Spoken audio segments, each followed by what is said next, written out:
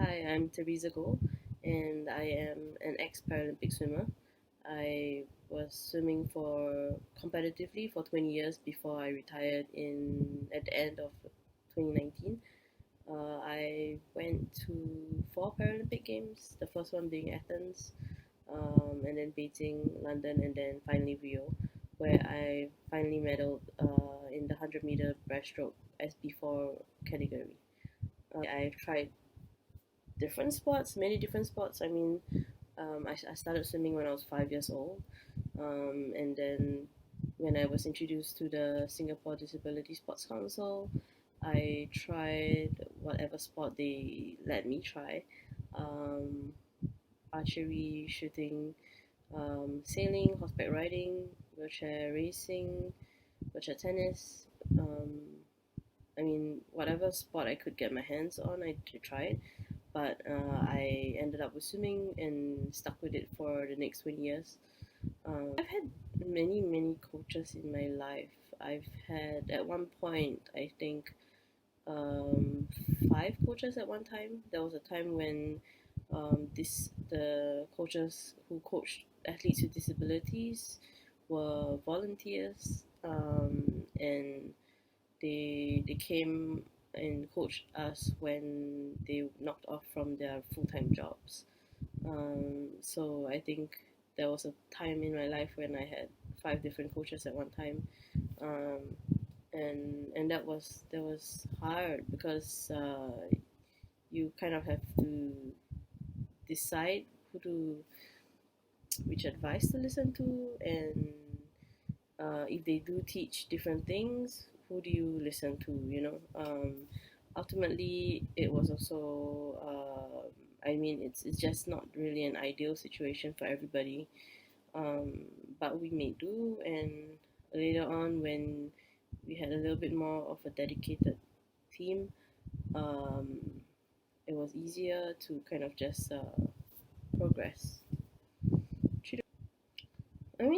My coaches and I have always had pretty good relationship. I think it goes both ways. So it's about you respecting them, but them also respecting you back. It's not a I definitely do better when there is a good kind of friendly relationship with the coach and I. Uh, there's some coaching methods which are more fear based, and that doesn't really do well for me. And I think I've been lucky that my coaches along the way have been the type of coaches that I've needed.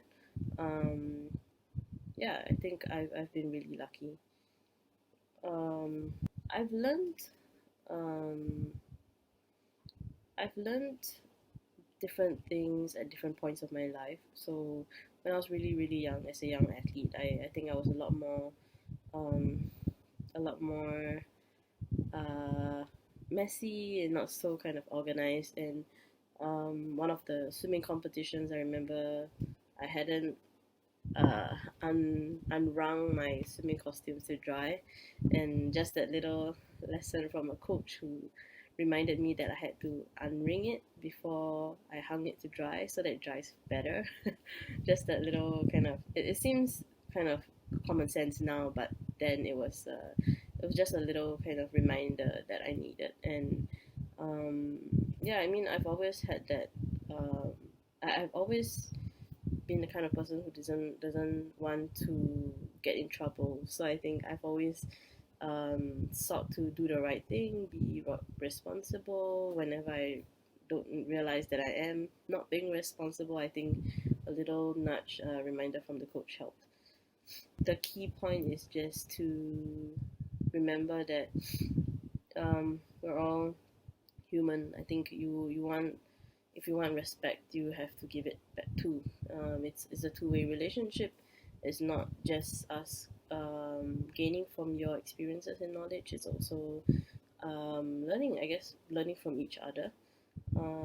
I think something also that my coaches have never really made me feel is I'm very aware of being a disabled athlete, but my coaches never made me feel that way, and I think I'm very grateful for that.